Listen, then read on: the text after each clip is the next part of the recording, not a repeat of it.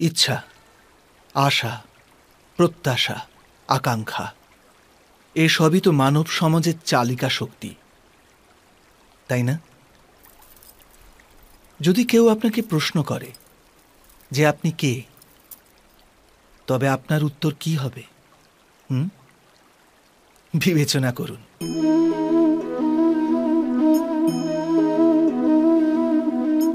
আপনি তখন বুঝতে পারবেন যে আপনার ইচ্ছাই আপনার জীবনের ব্যাখ্যা। কিছু পাওয়ার সাফল্য, কিছু না পাওয়ার নিষ্ফলতাই আপনার পরিচয়। অধিকতর ব্যক্তি এইভাবে জীবিত, নিজের ভেতর থেকে শেষ হয়ে যেতে থাকে, তবু নিজের ইচ্ছেগুলোকে মারতে পারে না। ইচ্ছা তাকে এমনভাবে ছোটাতে থাকে যেমন মৃগের নেশায় শিকারী। কিন্তু আবার এই ইচ্ছাগুলির গর্ভ থেকেই জ্ঞানের প্রকাশও ঘটে। কি করে? যখন ইচ্ছা অপূর্ণ থেকে যায়, আশা ভেঙে যায়, তখন সেখান থেকে জ্ঞানের কিরণ প্রবেশ করে মানুষের হৃদয়ে। না, এই গাথা শুধু ইচ্ছাদের পরস্পর সংঘর্ষের নয়, নয় মহতাকাঙ্ক্ষা থেকে জন্ম নেওয়া ভয়াবহ রক্তপাতের। এই গাথা হল ইচ্ছার গর্ভ থেকে উৎসারিত হওয়া জ্ঞানের।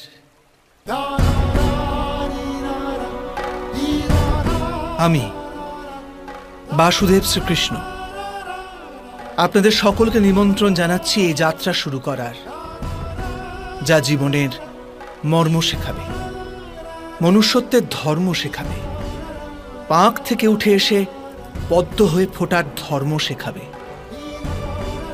আর এই যাত্রার নাম হল মহাভারত।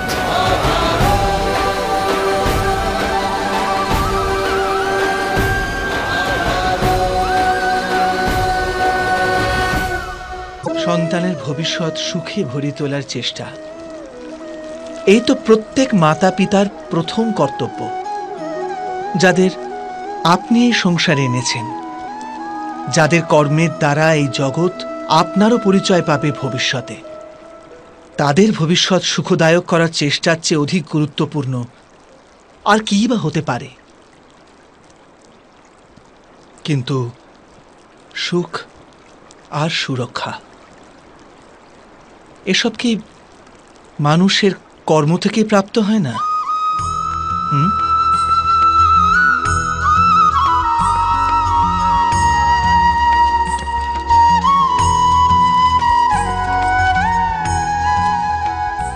মাতা পিতার দেওয়া ভালো বা মন্দ সংস্কার, বা তাঁদের দেওয়া যোগ্য অথবা অযোগ্য শিক্ষা, এসবই কি আজকের সমস্ত কর্মের মূল নয়?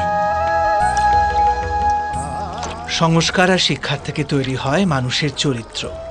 অর্থাৎ মাতা পিতা নিজের সন্তানদের যেমন চরিত্র নির্মাণ করেন, তেমনই হয় তাদের ভবিষ্যৎ। কিন্তু তবু অধিকতর মাতা পিতা নিজেদের সন্তানের ভবিষ্যৎ সুরক্ষিত করার চিন্তায় তাদের চরিত্র নির্মাণের কার্যের কথা ভুলেই যান। বস্তুত যে মাতা পিতা শুধু নিজের সন্তানের ভবিষ্যতের চিন্তা করেন, তাদের সন্তানদের কোনো লাভ হয় না। কিন্তু যে মাতা পিতা নিজের সন্তানের ভবিষ্যৎ নয়, তার চরিত্রের নির্মাণ করেন, সেই সন্তানের প্রশস্তি বিশ্ব সংসার করে। ভবিষ্যতের দ্বিতীয় নাম সংঘর্ষ। হৃদয়ে আজ যদি কোনো ইচ্ছা জাগে, যদি তা পূর্ণ না হয়, তবে হৃদয় ভবিষ্যতের পরিকল্পনা করে। ভবিষ্যতে ইচ্ছা পূর্ণ হবে এমন কল্পনা করতে থাকে। কিন্তু জীবন না লুকিয়ে আছে ভবিষ্যতে, না আছে অতীতে। জীবনের হদিশ তো আছে এই ক্ষণে, অর্থাৎ এই মুহূর্তের অনুভবেই রয়েছে জীবনের অনুভব। কিন্তু আমরা সব জেনে বুঝেও এটুকু সত্য মেনে নিতে পারি না। হয় আমরা পুরনো স্মৃতি দিয়ে নিজেদের ঘিরে বসে থাকি, অথবা আগামী সময়ের জন্য পরিকল্পনা করতে থাকি। আর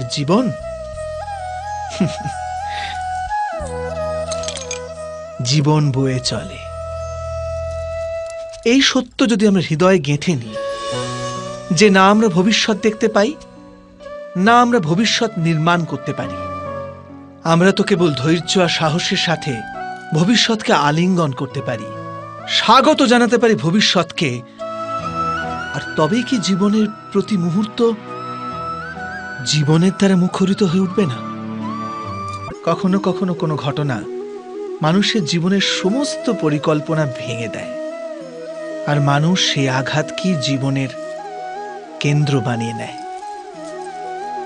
কিন্তু ভবিষ্যৎ কি মানুষের পরিকল্পনার আধারে নির্মিত হয়? না। যেভাবে কোনো উঁচু পর্বতে যে ব্যক্তি সর্বপ্রথম চড়ে, সেই পর্বতের পাদদেশে বসে সে যা পরিকল্পনা করে, সেই পরিকল্পনায় কি তাকে পর্বতের শিখরে পৌঁছে দিতে পারে? না। বাস্তবে সে ব্যক্তি যত উপরে ওঠে তত নিত্য নতুন পরীক্ষা, নতুন বিড়ম্বনা, নতুন ধরনের অবরোধের সম্মুখীন হয়। প্রত্যেক পদে তার পরবর্তী পদক্ষেপ ঠিক করতে হয়, প্রত্যেক পদে তাকে পরিকল্পনা বদলাতে হয়। না হলে যদি পুরাতন পরিকল্পনা তাকে খাদের দিকে ঠেলে দেয়, সে পর্বতকে নিজের যোগ্য করে তুলতে পারে না, কেবল নিজেকে পর্বতের যোগ্য করার চেষ্টা করতে পারে। আচ্ছা, জীবনের ক্ষেত্রেও তো এমনই হয়। যখন মানুষ তার জীবনের কোনো একটি বাধা, কোনো একটি অবরোধকে জীবনের কেন্দ্র বানিয়ে নেয়, নিজের জীবনের গতি থামিয়ে দেয়, তখন সে তার জীবনে সফল হতে পারে না সুখ আর শান্তি প্রাপ্ত করতে। অর্থাৎ জীবনকে নিজের যোগ্য করার চেষ্টার বদলে স্বয়ং নিজেকে জীবনের যোগ্য করে তোলার চেষ্টাই কি সাফল্য আর সুখের একমাত্র মার্গ নয়? মানুষের হৃদয়ে ভয়ের সাম্রাজ্য বসত করে সদাই। কখনো সম্পত্তি নাশের ভয়, কখনো অপমানের ভয়, কখনো আপনজনের সাথে বিচ্ছেদের ভয়। এই জন্যই ভয়ের অস্তিত্ব সবার স্বাভাবিকই মনে হয়। কখনো কি বিবেচনা করেছেন যে পরিস্থিতি বা বস্তু ভয়ের জন্ম দেয়, তার থেকেই কি বাস্তবে দুঃখ তৈরি হয়? না, এমন কোনো নিয়ম নেই। আর সবার অভিজ্ঞতা তো এই বলে যে ভয় ধারণ করলেই ভবিষ্যতে দুঃখের নিবারণ হয় না। ভয় কেবল আগামী দুঃখে কল্পনা মাত্র, বাস্তবের সাথে এর কোনো সম্পর্ক নেই। তো এটাই যে আমরা জানলাম যে ভয় আর কিছু নয়, কেবল কল্পনা মাত্র। ভয় থেকে মুক্তি পেয়ে নির্ভীক হতে পারা খুব কঠিন কাজ।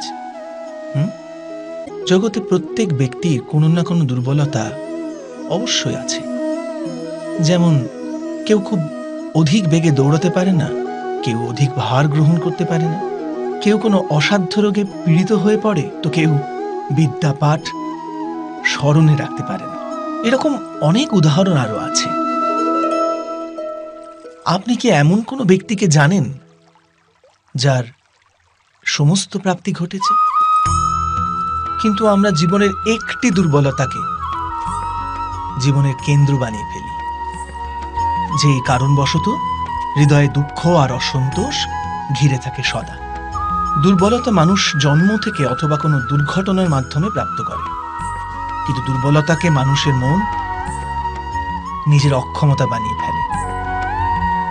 কিন্তু কিছু ব্যক্তি এমনও হন যারা নিজের পৌরুষ আর শ্রমের দ্বারা সেই দুর্বলতাকে পরাজিত করে দেন। কি বিভেদ আছে এদের আর অন্য লোকেদের মধ্যে? আপনি কখনো এর বিচার করেছেন? অতি সরল উত্তর আছে এই প্রশ্নে।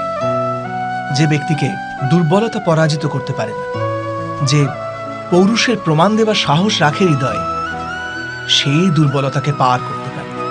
অর্থাৎ দুর্বলতা তো ঈশ্বর প্রদান করে, কিন্তু নিজের সীমা তো মানুষ নিজেই নির্মিত করে। মানুষের সব সম্পর্কের আধার হলো প্রত্যাশা। পতি কেমন হবে? যে আমার জীবন সুখ আর সুবিধায় ভরে দেবে? পত্নী কেমন হবে যে সর্বদা আমার প্রতি সমর্পিত থাকবে? সন্তান কেমন হবে যে আমার সেবা করবে, আমার আদেশ মেনে চলবে?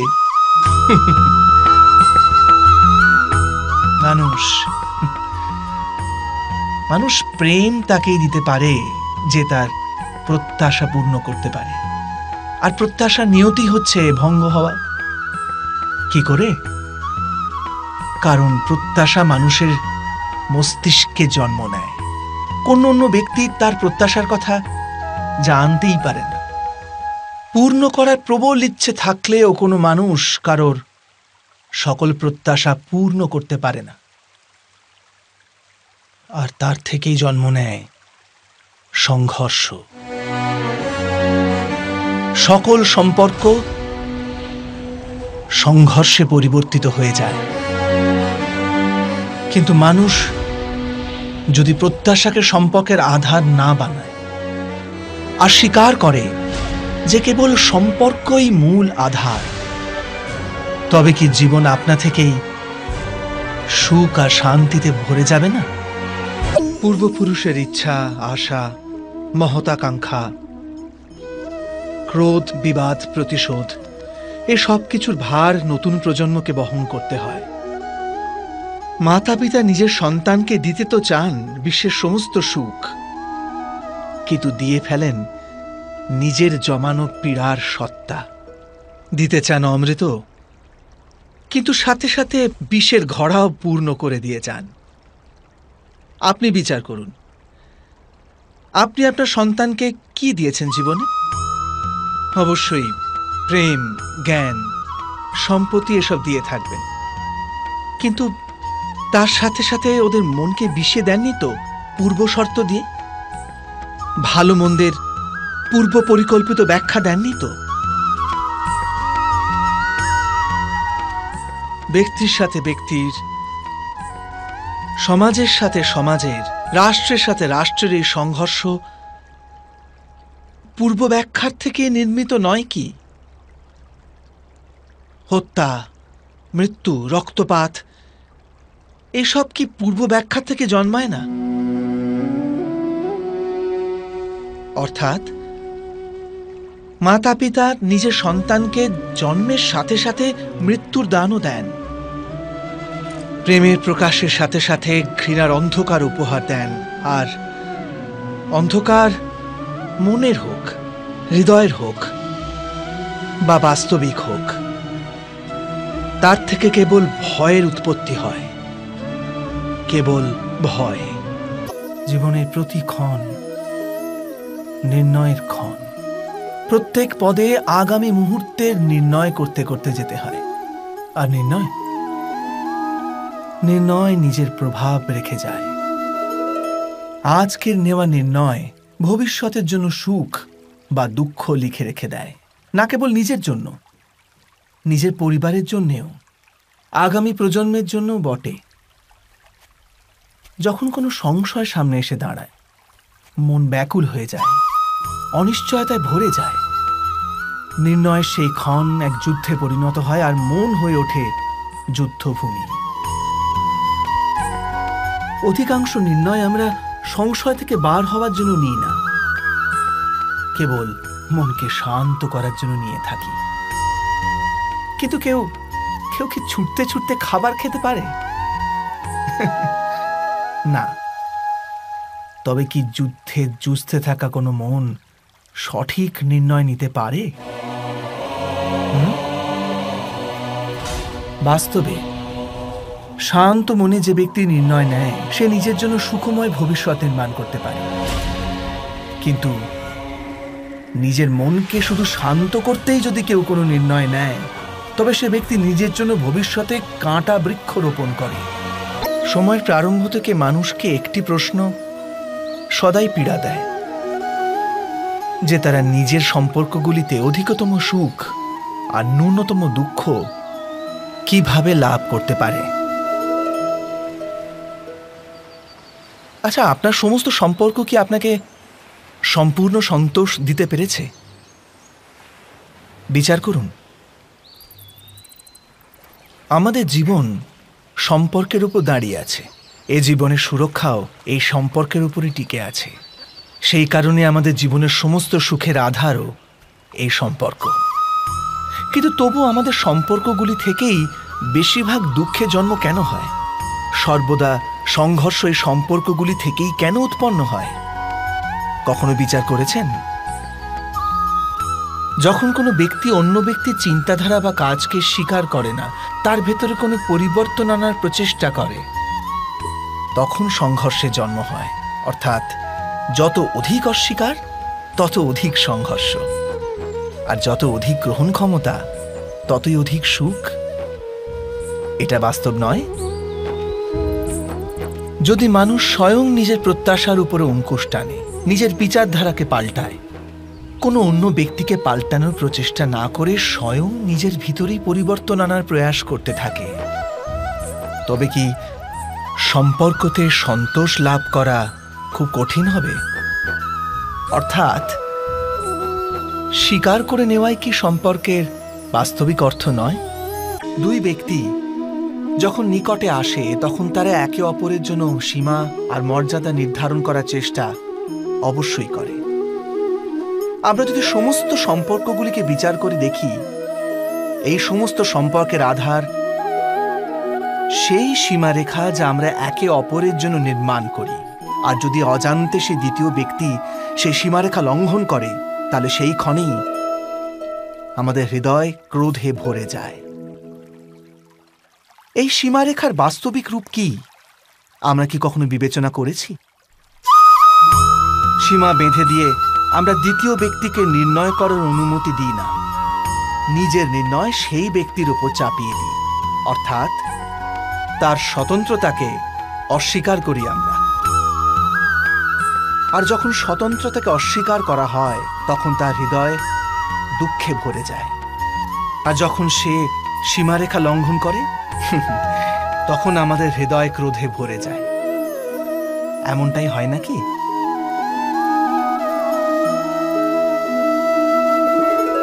কিন্তু যদি আমরা একে অপরের স্বতন্ত্রতাকে সম্মান করি, তাহলে কোনো সীমার প্রয়োজনীয়তাই পড়ে না। অর্থাৎ যে প্রকারে বোঝাপড়া যে কোনো সম্পর্কের দেহ, ঠিক সেইভাবেই স্বতন্ত্রতা সে সম্পর্কের আত্মা নয় কি? নির্ণয় নেওয়ার মুহূর্তে আমরা সর্বদা কোনো অন্য ব্যক্তির উপদেশ, সূচনা, মন্ত্রণা বা পরামর্শকে আধার করে থাকি। আর আমাদের ভবিষ্যতের আধার হয়ে ওঠে আমাদের আজকের নেওয়া সিদ্ধান্ত। তাহলে কি আমাদের ভবিষ্যৎ অন্য ব্যক্তির পরামর্শ, কোনো অন্য ব্যক্তির দেওয়া উপদেশের ফল? তবে কি আমাদের সম্পূর্ণ জীবন কোনো অন্য ব্যক্তির বুদ্ধির পরিণাম? আমরা কি কখনো বিচার করেছি? সবাই জানে যে ভিন্ন ভিন্ন লোক একই পরিস্থিতিতে ভিন্ন ভিন্ন পরামর্শ দিয়ে থাকে। মন্দিরে দাঁড়ানো ভক্ত বলে দান করা উচিত, আর চোর বলে যদি সুযোগ পাওয়া যায় ওই মূর্তির গয়না চুরি করা উচিত। ধার্মিক হৃদয় ধার্মিক উপদেশ দিয়ে থাকে, আর অধর্ম ভরা হৃদয় অধার্মিক পরামর্শ দেয়। এই ধর্মময় উপদেশ পরামর্শ স্বীকার করলে মানুষ সুখের দিকে যায়। কিন্তু এইরকম পরামর্শ স্বীকার করা তখনই সম্ভব হয় যখন হৃদয়ে ধর্ম থাকে। অর্থাৎ কোনো অন্য ব্যক্তির উপদেশ বা পরামর্শ স্বীকার করার আগে স্বয়ং নিজের হৃদয়ে ধর্মকে স্থাপন করা কি অনেক বেশি জরুরি নয়? পিতা সর্বদা নিজের সন্তানের সুখেরই কামনা করে, তার ভবিষ্যতের সুখের চিন্তায় মগ্ন থাকে। আর সেই কারণবশতই সদাই নিজের সন্তানের ভবিষ্যতের লক্ষ্য নিজেই নিশ্চিত করার চেষ্টা করতে থাকে।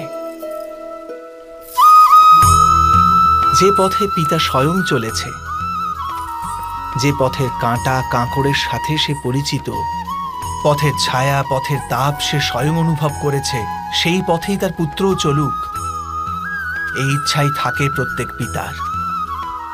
নিঃসন্দেহে এ এক উত্তম ভাবনা। কিন্তু তিনটি প্রশ্নের উত্তর বিচার করতে আমরা ভুলেই যাই। কি সেই প্রশ্ন? প্রথম প্রশ্ন, এই সময়ের সাথে সাথে প্রত্যেক পথের পরিবর্তন হয় নাকি?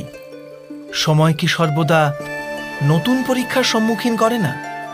তাহলে বিগত সময়ের অভিজ্ঞতা নতুন প্রজন্মকে কি লাভ দিতে পারে? দ্বিতীয় প্রশ্ন, প্রত্যেক সন্তানই কি তার মাতা পিতার প্রতিচ্ছবি হয়? হ্যাঁ, সন্তানকে তার শিক্ষা তো অবশ্যই তার মাতা পিতা প্রদান করেন, কিন্তু অন্তরের ক্ষমতা? অন্তরের ক্ষমতা ঈশ্বরের দান। তবে যে পথে চলে পিতা সাফল্য পেয়েছে, এটা কি নিশ্চিত যে সেই পথে চলে তার সন্তানও সাফল্য আর সুখ লাভ করতে পারবে? তৃতীয় প্রশ্ন, জীবনে সংঘর্ষ আর পরীক্ষায় কি লাভ প্রদান করে না? প্রত্যেক নতুন প্রশ্ন কি এক নতুন উত্তরে দ্বার খুলে দেয় না? তবে কি সন্তানদের নতুন নতুন প্রশ্ন, সংঘর্ষ আর পরীক্ষা থেকে দূরে রাখলে তা কি তাদের পক্ষে খুব লাভজনক হবে, নাকি তাদের ক্ষতিই করবে? অর্থাৎ যেমনভাবে সন্তানের ভবিষ্যৎ নির্মাণ করার বদলে তার চরিত্রের নির্মাণ করাই শ্রেয়, তেমনি সন্তানের ভবিষ্যতের পথ নির্ধারণ করার বদলে তাদের নতুন নতুন সংঘর্ষের সাথে লড়াই করতে পারার মনোবল আর জ্ঞান প্রদান করা, এটাই কি লাভজনক নয়? যখন কোনো ব্যক্তি কোনো ঘটনার ভিতরে অন্যায়কে দেখতে পায়, তখন সেই ঘটনা তার হৃদয়কে তছনছ করে দেয়। সমস্ত জগৎকে সে নিজের শত্রুরূপে জ্ঞান করতে থাকে। অন্যায় বলে মনে হওয়া সেই ঘটনা যত বিরাট হয়, মানুষের হৃদয়ও কিন্তু ততই বিরোধিতা করতে থাকে। সেই ঘটনার পরিপ্রেক্ষিতে সে ন্যায় দাবি করে। আর এটা তো যোগ্য কথা। বাস্তবিক সংসারে যে কোনো রকমের অন্যায় ব্যক্তির আস্থা আর বিশ্বাসের বিনাশ করে। কিন্তু এই ন্যায় কাকে বলে? ন্যায়ের অর্থ কি? অন্যায় যে করেছে সে যদি অনুতপ্ত হয়, আর যার উপর অন্যায় হয়েছে তার মনে যদি আবার বিশ্বাস জাগে সমাজের প্রতি, তাকেই তো ন্যায় বলে। কিন্তু যার হৃদয়ে ধৈর্যের স্থান নেই, সে ন্যায়ের পথ ছেড়ে দ্বন্দ্ব আর প্রতিশোধের পথ বেছে নেয়। হিংসার বদলে প্রতিহিংসার ভাবনা নিয়ে সে এগিয়ে যায়। স্বয়ং যা পীড়া ভোগ করেছে তার চেয়ে অধিক পীড়া অপরকে দেবার প্রয়াস করে। আর এই পথে চলতে গিয়ে অন্যায় যার উপর হয়েছে সেই স্বয়ং অন্যায় করে ফেলে। শীঘ্র সে অপরাধী হয়ে যায়। অর্থাৎ ন্যায় আর প্রতিশোধের মধ্যে খুব ক্ষুদ্র ফারাক থাকে, আর সেই ফারাকের নামই হল ধর্ম। এটা কি সত্য নয়? সবার জীবনে এমন মুহূর্ত অবশ্যই আসে যখন সত্য বলার নিশ্চয়তা থাকে হৃদয়ে, কিন্তু মুখ থেকে সত্যটা বেরোতেই পারে না। কোনো ভয় মনকে এমনই ঘিরে রাখে। কোনো ঘটনা বা প্রসঙ্গ সম্পর্কে কথা বলা, অথবা নিজের কোনো ভুল হয়ে গেলে সেই সম্বন্ধে কথা বলা, এটাই কি সত্য কথা বলা? না, এ তো কেবল তথ্যটুকু, অর্থাৎ যেমন ঘটেছে শুধু সেইটুকু ব্যক্ত করা, এ সামান্য ব্যাপার। কিন্তু কখনো কখনো সেই তথ্যটুকু বলতে গিয়েও ভয় হতে থাকে। কখনো আবার অন্য ব্যক্তি কি ভাববে সেই দুশ্চিন্তা হয় মনে। অন্য কারো দুঃখ হবে এই ভয়টাও সত্যকে আটকায়। তবে এই সত্য কাকে বলে আমরা কি কখনো বিবেচনা করেছি? যখন ভয়কে তুচ্ছ করেও কোনো তথ্য বলে দেওয়া হয়, তবে তাকে সত্য বলা হয়। বাস্তবে সত্য আর কিছুই না, কেবল নির্ভীকতারই অপর নাম। আর নির্ভীক হওয়ার কোনো সময় হয় না, কারণ নির্ভীকতা আত্মারই এক স্বভাব।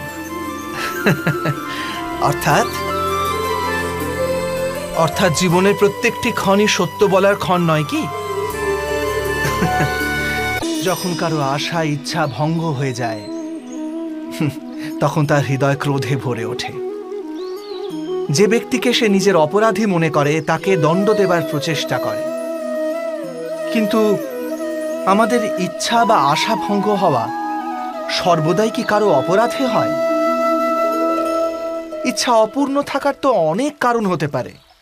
কিছু ইচ্ছা দৈবের কারণে ভঙ্গ হয়, আর কিছু নিয়তির জন্য, আর কখনো কখনো ইচ্ছা স্বরূপই এমন হয় যে তা কখনো পূর্ণ হতে পারে না। বিনা পরিস্থিতি বিচার করেই কাউকে অপরাধী মেনে নেওয়া ন্যায় নয়। প্রতিশোধ, ন্যায়ের আধার তো দয়া, করুণা, আর প্রতিশোধের আধার ক্রোধ, অহংকার। অর্থাৎ হৃদয়ে করুণা ধারণ না করে কারোর অপরাধের বিচার বিবেচনা করা ও কাউকে দণ্ড দেওয়াটা আরো বড় অন্যায় নয় কি? সংকেত বা পূর্বাভাসের উপর নির্ভর করে আমরা ভবিষ্যতের সুখ দুঃখের কল্পনা করি। ভবিষ্যতের দুঃখের কারণ দূর করার জন্য আমরা আজ পরিকল্পনা করি। কিন্তু কালকের সংকটকে আজ নির্মূল করার চেষ্টা করলে আমরা লাভবান হই নাকি আমরা ক্ষতিগ্রস্ত হই? এই প্রশ্ন নিজেদের করি না। সত্য তো এটাই যে সংকট আর তার নিবারণ একসাথেই জন্ম নেয়, ব্যক্তির খাতিরে আবার সৃষ্টিরও খাতিরে, তাই না? আপনি আপনার ভূতকালের কথা স্মরণ করুন, ইতিহাসকে দেখে নিন। আপনি তখনই উপলব্ধি করবেন যে যখন যখন সংকট এসেছে তখন তখন তাকে নিবারণ করার শক্তিরও জন্ম হয়েছে। এটাই তো জগতের নিয়ম। অর্থাৎ সংকটই শক্তির জন্মের কারণ। প্রত্যেক ব্যক্তি যখন সংকট থেকে বেরিয়ে আসে তখন সে এক পদ আগে এগিয়ে যায়, অধিক উজ্জ্বলতা, অধিক আত্মবিশ্বাস লাভ করে, না কেবল নিজের জন্য, সমগ্র বিশ্বের জন্য বটে। এটা কি সত্য নয়?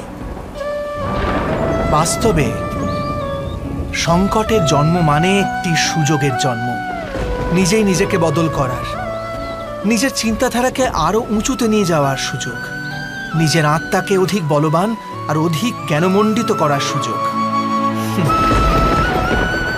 যে এটা করতে পারে তার কোনো সংকট আসে না, কিন্তু এমনটা যে করতে পারে না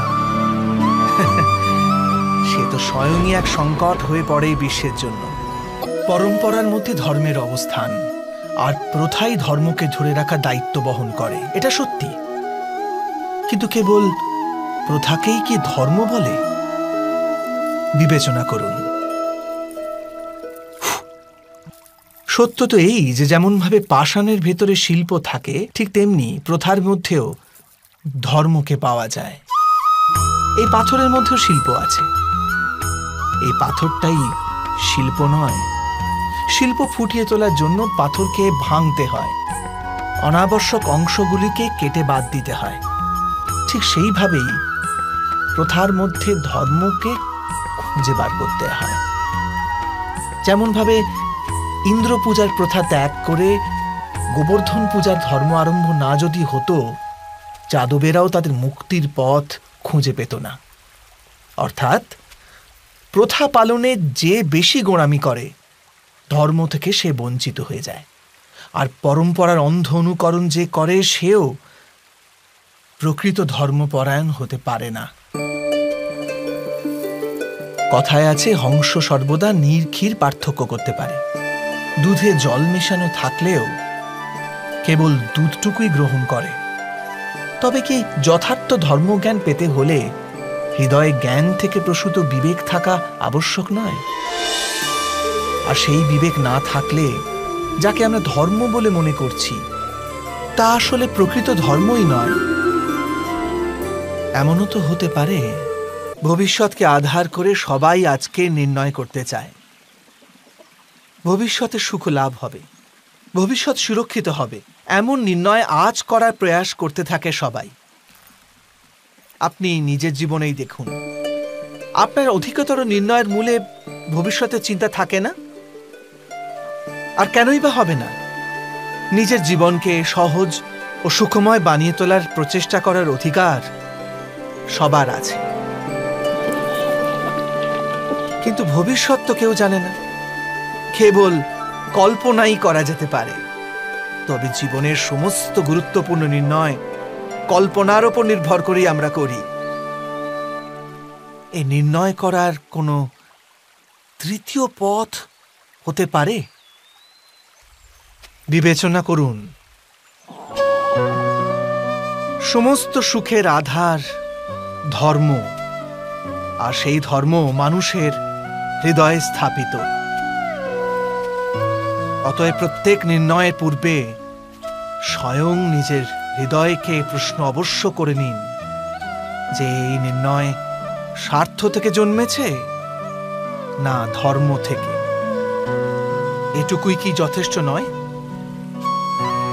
ভবিষ্যতের বদলে ধর্মের বিচার করলে কি ভবিষ্যৎ অধিক সুখময় হয়ে উঠবে না? মানুষ যখন তার অপরাধের দণ্ড ভোগ করে তখন হতে পারে সেই ন্যায় বিচারে তার মনে কষ্ট হয়। প্রশ্ন ওঠে তার হৃদয়ে যে যখন সে অপরাধ করেছিল তখন সে ভিন্ন ব্যক্তি ছিল, তারপর সে অনেক অনেক অনুতাপ করেছে, নিজেকে এত পরিবর্তন করেছে, তবু সে দণ্ড কেন পাবে? কিন্তু যেখানে আঘাত আছে সেখানে প্রত্যাঘাতও থাকবে। যেমন কর্ম তেমনি ফল। যদি কাউকে স্নেহ দাও তবে সুখ লাভ হবে, যদি কাউকে হত্যা করো তবে মৃত্যুদণ্ড পাবে। যেমন কার্য তেমনি ন্যায় হয়। তবে কি প্রায়শ্চিত্ত বা অনুতাপের কোনো মূল্য নেই? আছে, অবশ্যই মূল্য আছে। প্রায়শ্চিত্ত অনুতাপ মানুষকে অন্তর থেকে বলবান করে তোলে, আসন্ন শাস্তিকে গ্রহণ করার জন্য মানুষকে প্রস্তুত করে। অর্থাৎ প্রায়শ্চিত্ত না করে দণ্ড স্বীকার করার কোনো মূল্য আছে? যখন নিজের কোনো ভালো কাজের বদলে দুঃখ লাভ হয়, অথবা কেউ দুষ্কর্ম করেও সুখ লাভ করে, তখন মন অবশ্যই এটা ভাবতে বসে যে তাহলে ভালো কর্ম করার, ধর্মের পথে চলার তাৎপর্যটা কি? কিন্তু দুরাত্মাকে কি ভোগ করতে হয় সেটাও দেখুন। দুষ্কর্ম যে করে তার হৃদয় সর্বদা চঞ্চল থাকে, ব্যাকুল হতে থাকে। মনে সর্বদা নতুন নতুন সংঘর্ষ উৎপন্ন হয়। অবিশ্বাস তাকে সারা জীবন ছোটাতে থাকে। একে কি সুখ বলে? যে ব্যক্তি ধর্মের পথে চলে, সর্বদা সুকর্মে রত থাকে, সৎ চরিত্র ব্যক্তির হৃদয় সর্বদা শান্ত থাকে। পরিস্থিতি তার জীবনে সুখের পথে বাধা হয়ে দাঁড়ায় না। সমাজে তার সম্মান ও মনে সন্তোষ অক্ষত থাকে সর্বদা। অর্থাৎ ভালো ব্যবহার ভবিষ্যতের সুখের পথ দেখায় না, ভালো ব্যবহার নিজেই সুখ দেয়। অথবা দুর্ব্যবহার ভবিষ্যতে দুঃখের পথ দেখায় না, অধর্ম সেই মুহূর্তে দুঃখকে উৎপন্ন করে। ধর্ম থেকে সুখ পাওয়া যায় না, ধর্মই স্বয়ং সুখ। মানুষের জীবনের চালক হল ভয়। মানুষ সর্বদা ভয়ের কারণ ঠিক খুঁজে নেয়। জীবনে যে পথ আমরা বেছে নিই সেই বেছে নেওয়ার পিছনেও আমাদের ভয়ই কাজ করে। কিন্তু এই ভয় কি বাস্তবিক? বিবেচনা করুন।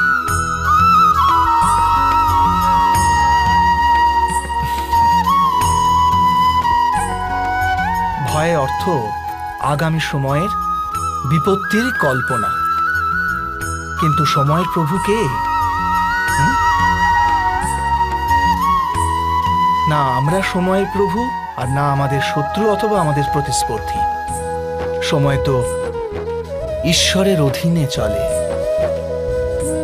তাহলে যদি কেউ আপনার ইচ্ছে করে ক্ষতি করার পরিকল্পনা করতে থাকে, তবে কি সে বাস্তবে আপনাকে ক্ষতিগ্রস্ত করতে পারে?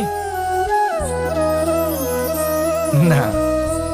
কিন্তু ভয়ে পরিপূর্ণ হৃদয় আমাদের অধিক ক্ষতি করে। এটাই কি সত্য নয়?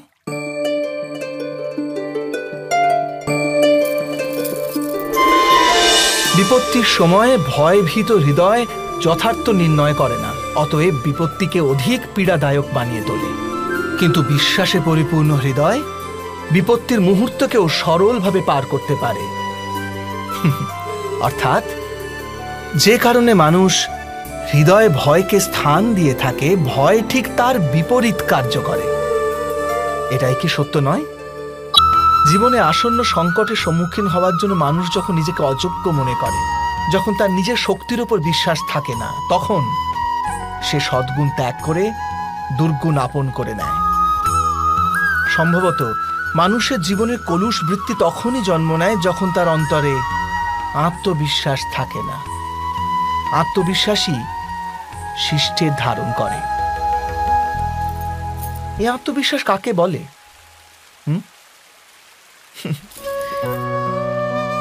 যখন মানুষ বিশ্বাস করে যে জীবনের সংঘর্ষ তাকে দুর্বল করে তোলে, তখন তার নিজের উপর বিশ্বাস থাকে না। সে সংঘর্ষ অতিক্রম করার বদলে সংঘর্ষ থেকে পালিয়ে যাবার উপায় খুঁজতে থাকে। কিন্তু যখন সে বুঝতে পারে যে এই সংঘর্ষ তাকে অধিক শক্তিশালী করে তোলে, ঠিক যেমন ব্যায়াম করলে দেহের শক্তি বৃদ্ধি পায়, তখন প্রত্যেক সংঘর্ষের সাথে তার উৎসাহ বৃদ্ধি পায়। অর্থাৎ আত্মবিশ্বাস আর কিছুই নয়, মনেরই এক স্থিতি, জীবনকে দেখার এক দৃষ্টিকোণ মাত্র। আর দৃষ্টিকোণ তো মানুষের নিজেরই অধীনে থাকে, তাই না? ক্ষমতার লালসা সবারই হৃদয়কে ঘিরে থাকে। প্রত্যেক ব্যক্তি নিজেরই এক রাজত্ব নির্মাণ করার চেষ্টা অবশ্যই করে। সেই রাষ্ট্র পুরো রাষ্ট্রের মতো অত বৃহৎ হোক অথবা নিজের পরিবারই হোক, সে ক্ষমতা লাভ করার প্রয়াস অবশ্য করে। কিন্তু ক্ষমতার বাস্তবিক রূপ কি আমরা কি কখনো বিবেচনা করেছি? একটি মানুষ যত অধিক ব্যক্তির জীবনকে প্রভাবিত করতে পারে, যত অধিক ব্যক্তির স্বতন্ত্রতার উপর অঙ্কুশ টানতে পারে, ততই অধিক ক্ষমতার অনুভব করে সে। ক্ষমতার প্রকৃত রূপই হল অন্যের জীবনের ওপর স্বয়ংের প্রভাব। কিন্তু বাস্তবে প্রভাব প্রেম, দয়া, করুণা ও ধর্ম থেকে উৎপন্ন হয় নাকি? যখনই মানুষ কঠোরতা আর অধর্মের মাধ্যমে ক্ষমতা প্রাপ্ত করার প্রয়াস করে, তখনই সে অন্যের হৃদয়ে বিরোধিতা অথবা বিদ্রোহের জন্ম দেয়। আর পরিণাম অনেকটা এই রকম। হ্যাঁ, কিছু সময়ের জন্য সে নিজের প্রভাব ও শক্তির বিকাশ অবশ্য অনুভব করে, কিন্তু তা বাস্তবিক ক্ষমতা নয়। এই কারণে ভৃগু আর বশিষ্ঠের মতো ঋষিদের আজও পূজা করা হয়, রাবণ বা হিরণ্যকশিপুদের নয়। একটি শিশু যখন এই পৃথিবীতে জন্ম নেয়, তখন সে সম্পূর্ণভাবে সংস্কার মুক্ত হয়। তখন তার অন্তরে না কোনো সুসংস্কারের চিহ্ন অঙ্কিত থাকে, না কোনো অপসংস্কারের। অর্থাৎ জন্মের সময় বালকের মধ্যে না কোনো গুণ থাকে, না কোনো দোষ। তবে এই দোষ অথবা গুণ কিসের ভিত্তিতে লাভ হয় আমরা কি কখনো ভেবে দেখেছি?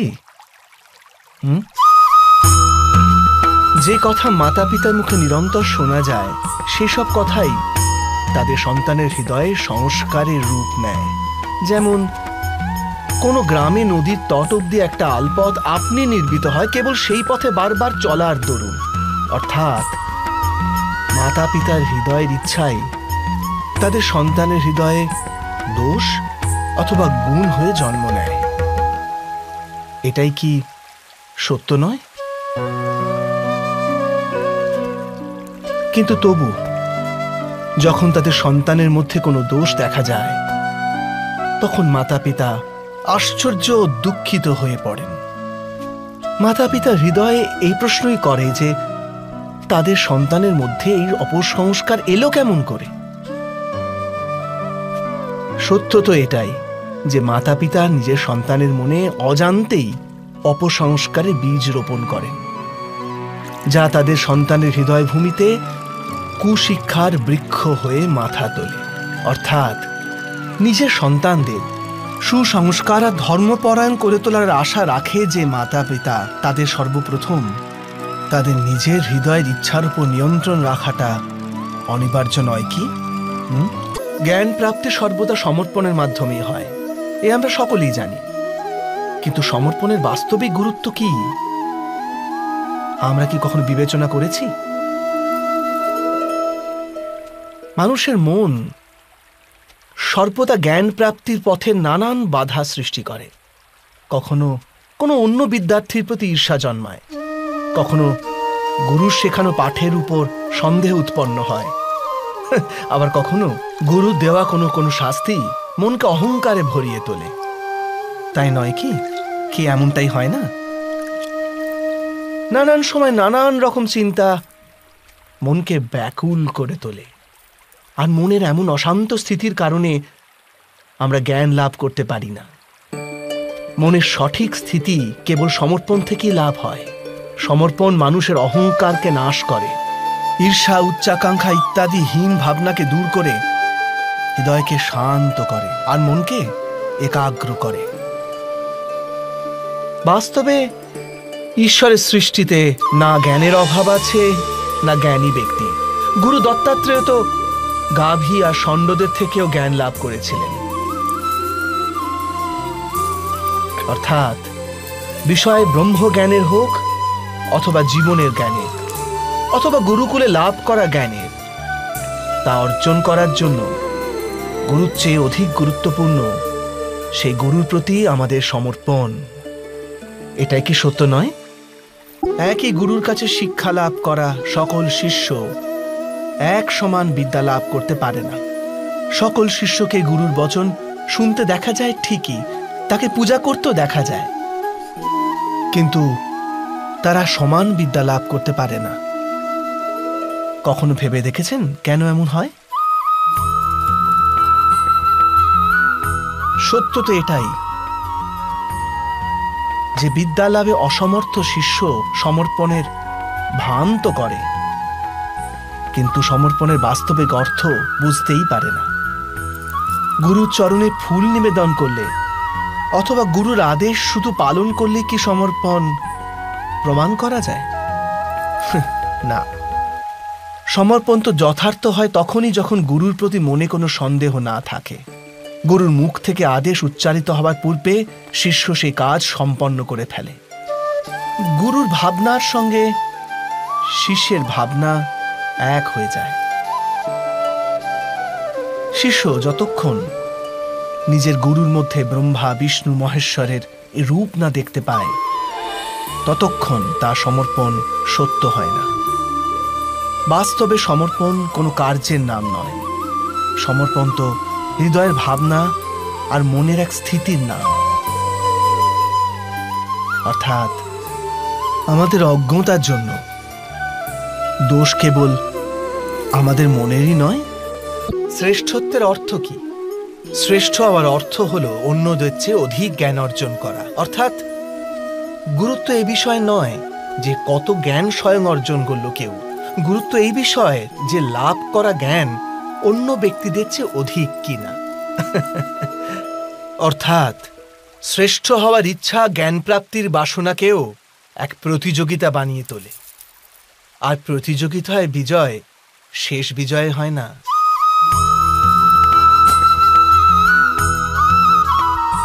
কিছু সময়ের জন্য শ্রেষ্ঠ অবশ্যই হওয়া যায়, কিন্তু সর্বদা কেউ কখনো শ্রেষ্ঠ থাকতে পারে না। তারপর আবার অসন্তোষ, পীড়া আর সংঘর্ষের সৃষ্টি হয়। কিন্তু শ্রেষ্ঠ হবার বদলে যদি উত্তম হওয়ার প্রয়াস করা যায়, তবে কি এরকম হয়? উত্তমের অর্থ হলো যা যা প্রাপ্ত করা যায় সেই সমস্ত অর্জন করা, কারোর চেয়ে অধিক লাভ করার ইচ্ছা থেকে নয়, শুধুমাত্র আত্মার তৃপ্তির জন্য কিছু অর্জন করা। উত্তম হবার পথে অন্য কারোর সঙ্গে প্রতিযোগিতা থাকে না, স্বয়ং নিজের সঙ্গেই প্রতিযোগিতা হয়। অর্থাৎ উত্তম হবার চেষ্টা যে করে সে কখনো না কখনো সমস্ত জ্ঞান অর্জন করে ফেলে। প্রয়াস না করেই সে শ্রেষ্ঠ হয়ে ওঠে। কিন্তু যে শ্রেষ্ঠ হবার প্রয়াস করে সে শ্রেষ্ঠ হোক বা না হোক, উত্তম কখনোই হতে পারে না।